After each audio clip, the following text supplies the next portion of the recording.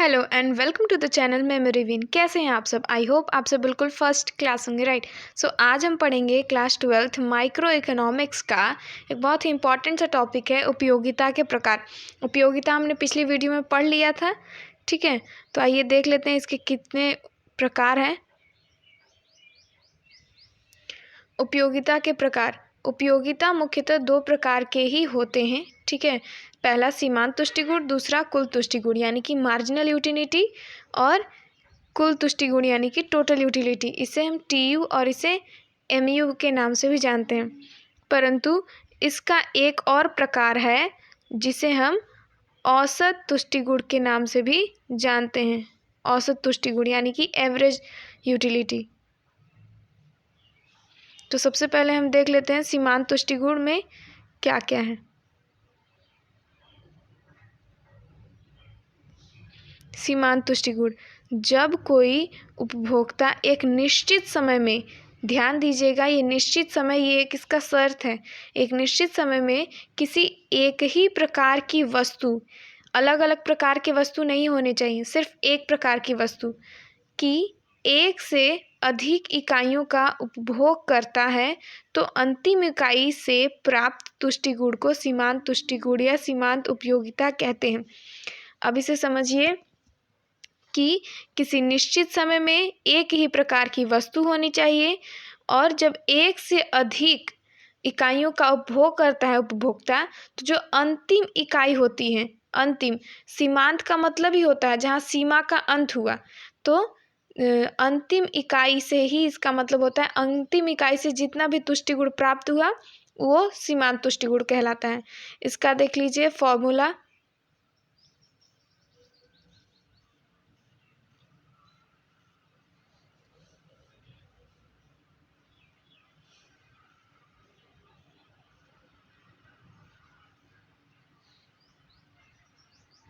इसका ये रहा फॉर्मूला।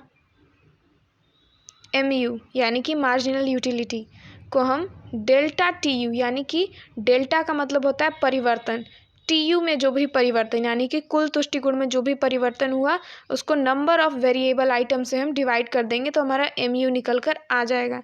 देखिए सैम्यूल्सन ने क्या कहा है इनके शब्दों में, सीमांत तुष्टिगुण उस अतिरिक्त तुष्टिगुण को बताता है जो वस्तु की एक अंतिम अतिरिक्त इकाई से प्राप्त होता है। मतलब एक अंतिम अतिरिक्त इकाई से जो भी तुष्टिगुण प्राप्त हुआ वो क्या हो गया, सीमांत तुष्टिगुण। बहुत इजी सा है। आइए इसको ग्राफ से जान लेते हैं। ये इसका टेबल है, यहाँ पे है रोटियों की इकाइयाँ, यहाँ है सीमांत तुष्टिगुण, ठीक है। रोटियों की इकाइयाँ देखिए ये है, जब ये आप भी देखे होंगे, आपने भी नोटिस किया होगा कि जब आपको भूख लगती है और जब आप पहली रोटी खाते हैं तो आपको सबसे ज़्यादा वो टेस्टी भी लगती है, या फिर पहला कोई भी चीज़ जो खाते हैं, सिर्फ रोटी ही नहीं, पहले आपको भूख लगा है, आपको जो भी मिलता है सबसे पहला आपको वो ज़्यादा टेस्टी लगता है, तो उससे ज़्यादा यूटिलिटी आपको मिलती है। फिर दूसरी रोटी से थोड़ा सा कम होके 15 हो गया। वैसे यहाँ पे तीसरी रोटी जब खाएं तो वो 10 हो गया, और जब चौथी रोटी खाएं तो वो 5 हो गया, और जब पाँचवीं रोटी खाएं तो आप एकदम पूर्णतः तृप्त हो गए। ये पूर्ण तृप्ति का बिंदु होता है, ये 0 होता है। और जब छठवीं रोटी खाएं तो ये आपने एक एक्स्ट्रा खा लिया है, तो आपका तृप्ति का बिंदु माइनस में चला गया। तो ये देखिए यहाँ से यहाँ तक धनात्मक में थे आप, ठीक है।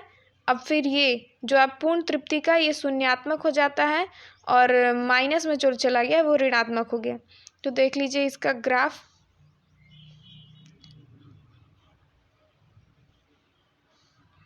इधर है सीमांत तुष्टिगुण, मतलब जो भी आपको यूटिलिटी मिला, और इधर है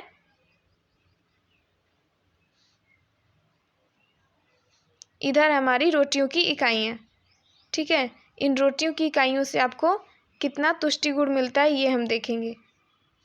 अभी जो ऊपर हमने ग्राफ में देखा था कि जब आपने पहली रोटी खाई तो आपको सबसे ज़्यादा यूटिलिटी मिला 20, आपने जब दूसरी रोटी खाई तो 15 मिला, आपने जब तीसरी रोटी खाई तो 10 हो गया। यहाँ पे देखिए ये घट रहा है, ठीक है। और आपने जब चौथी रोटी खाई तो ये 5 हो गया, और आपने जब पाँचवीं रोटी खाई तो 0, और जब आपने छठवीं रोटी खा ली तो ये माइनस में होकर -5 हो गया, ठीक है। और ये 0 हम जानते हैं, पहले भी बताया कि ये पूर्ण तृप्ति का बिंदु होता है, यहाँ पे आदमी तृप्त हो जाता है। जब आदमी एक्स्ट्रा खाता है तो वो माइनस में चला जाता है, और ये जो रेखा बनती है इसे ही हम कहते हैं हमारा मार्जिनल यूटिलिटी का रेखा। ठीक है, आई होप आपको ये समझ में आ गया होगा ग्राफ। अब आगे देखते हैं, दूसरा है हमारा कुल उपयोगिता।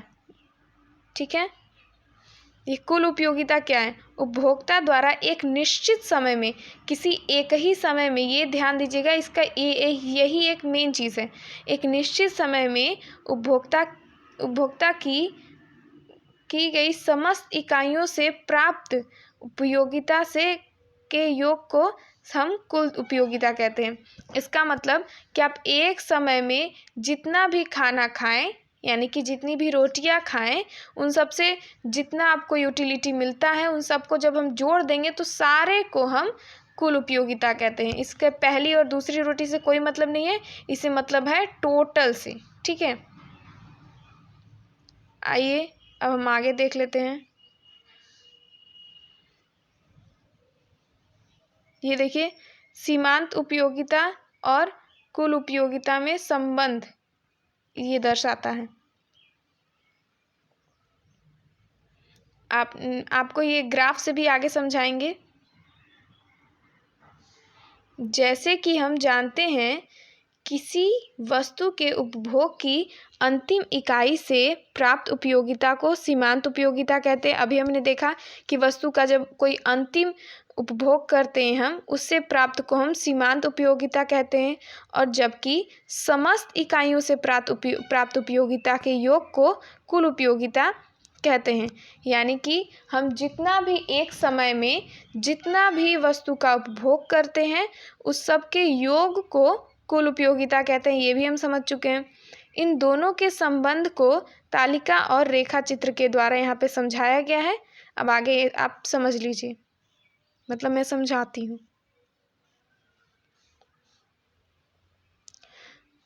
ये औसत, इन दोनों के माध्यम से ही औसत तुष्टि गुण निकाला जाता है। ये औसत तुष्टि गुण निकालेंगे हम, टोटल यूटिलिटी पहले ऊपर लिख लेंगे और नंबर ऑफ वेरिएबल आइटम्स नीचे लिखेंगे, और दोनों को डिवाइड करने पर हमें AU निकल कर आ जाएगा। यहाँ पे आप समझ सकते हैं ग्राफ के द्वारा। यहाँ पे देखिए, ये सेब की इकाइयाँ यहाँ पे लिया गया है। सेब की इकाइयाँ हो गई ये 7, 1 से 7 तक, और प्राप्त सीमांत तुष्टि गुण।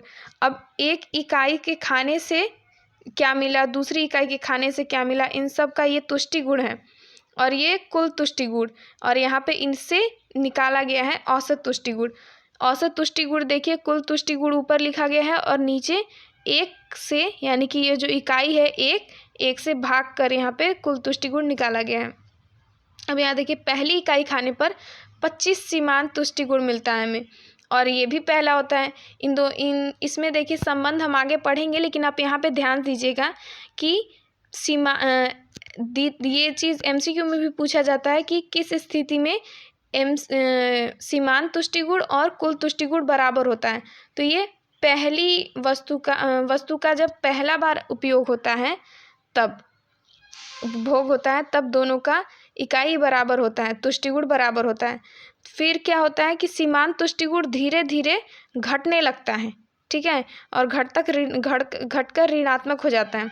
लेकिन जो कुल तुष्टि गुण है वो बढ़ते क्रम में घटता है, यानी कि ये बढ़ तो रहा है, लेकिन ये उस क्रम में नहीं बढ़ रहा है कि जैसे जब हम पहली रोटी खाए 25 हुआ, तो दूसरी रोटी पर हमें 50 मिलना चाहिए था, लेकिन यहाँ पे 45 है। यानी कि ये घटते क्रम में बढ़ रहा है, बढ़ तो रहा है लेकिन ये घटते क्रम में।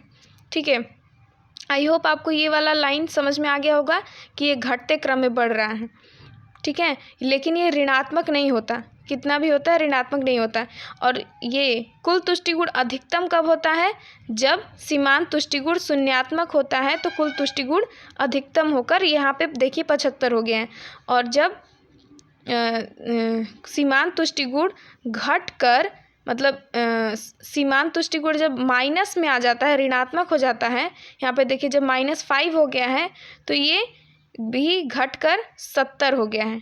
ठीक है, अब इसका उसी प्रकार से इसका औसत तुष्टि गुण भी घट रहा है। देखिए अब आगे इसके ग्राफ से आपको अच्छी तरीके से समझ में आ जाएगा।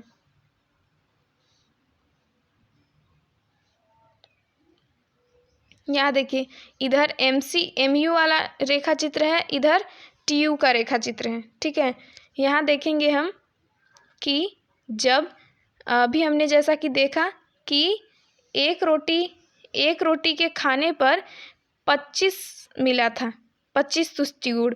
दूसरी रोटी खाने पर 20, तीसरी रोटी के खाने पर 15, चौथी रोटी खाने पे 10 और पांचवी रोटी खाने पे 5 हो गया यहाँ पे। और ये देखिए छठवीं रोटी खाने पे यहाँ पे 0 हो गया, और सातवीं रोटी जब खाता है तो वो माइनस में चला जाता है यहाँ पे। ठीक है, तो ये जो जीरो जब मिलता है तुष्टि गुण, तो ये पूर्ण तृप्ति का बिंदु है, हमने पहले भी देखा था। और फिर यहाँ देखिए अब ये TU का रेखा चित्र।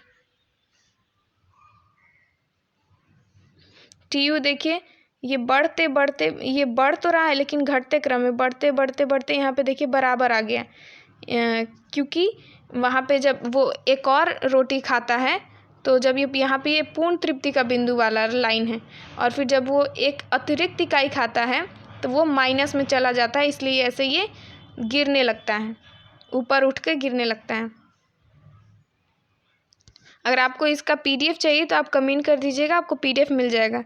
अब ये देखिए, ये बहुत इंपॉर्टेंट चीज़ है कि ये सीमांत तुष्टि गुण तथा कुल तुष्टि गुण के में परस्पर संबंध को निम्नलिखित दर्शाया गया है। देखिए, जब C2, ये मैंने शॉर्ट में लिख दिया है, यानी कि सीमांत तुष्टि गुण मार्जिनल यूटिलिटी, जब अधिकतम होता है तो कुल तुष्टि गुण न्यूनतम होता है। अभी मैंने बताया था, आपको ग्राफ में भी दिखाया था और टेबल में भी दिखाया था कि MU जब अधिकतम था तो TU न्यूनतम था। ठीक है, जो ऊपर वाले थे 25-25, दोनों में 25 था ना, तो ये इसका अधिकतम था MU का, और ये इसका न्यूनतम था, क्योंकि ये बढ़ते बढ़ते TU 70 तक गया, 70-75 तक गया था, लेकिन ये बढ़ते बढ़ते 0 और -5 तक गया था। ठीक है, इसलिए ये कम ही होता है।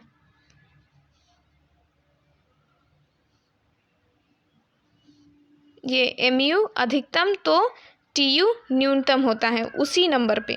सीमांत तुष्टि गुण प्रत्येक अगली इकाई से घटते हुए क्रम में मिलती है। जो सीमांत तुष्टि गुण होती है, हम जितना खाते हैं वो उतना घटते जाता है, और जो TU होती है वो घटते हुए क्रम में बढ़ती है। ठीक है, वो घटते हुए क्रम में बढ़ती है। अब आगे देख लेते हैं। अभी हमने ये वाला देख लिया लाइन।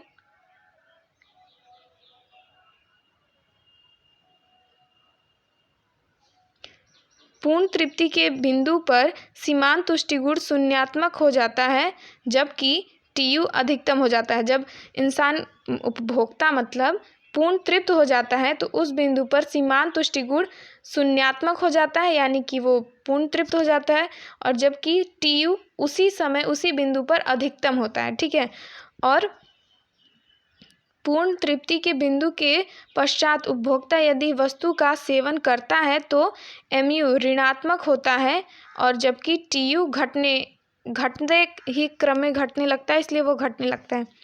मतलब कि जब वो पूर्ण तृप्त हो गया, यानी कि जब शून्य हो गया उसके बाद भी वो खा रहा है तो वो ऋणात्मक में चला जाता है, और वो जो TU है हमारा टोटल यूटिलिटी, वो बस घटने लगता है, वो ऋणात्मक में नहीं जाता। आई होप आपको ये वीडियो अच्छी तरीके से समझ में आया होगा।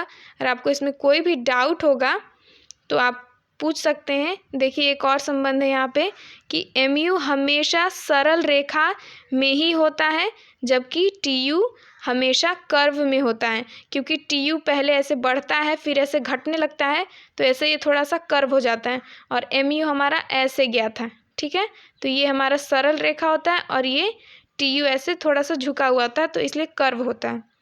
ठीक है, आपको इसमें कोई डाउट होगा तो कमेंट कीजिएगा, और मेरे चैनल को मेमोरी विन को सब्सक्राइब करना मत भूलिएगा, अपने फ्रेंड्स के साथ शेयर कीजिएगा, और इस चैनल को लाइक ज़रूर कीजिएगा अगर आपको ये वीडियो पसंद आया होगा तो। थैंक यू, मिलते हैं अगले वीडियो में।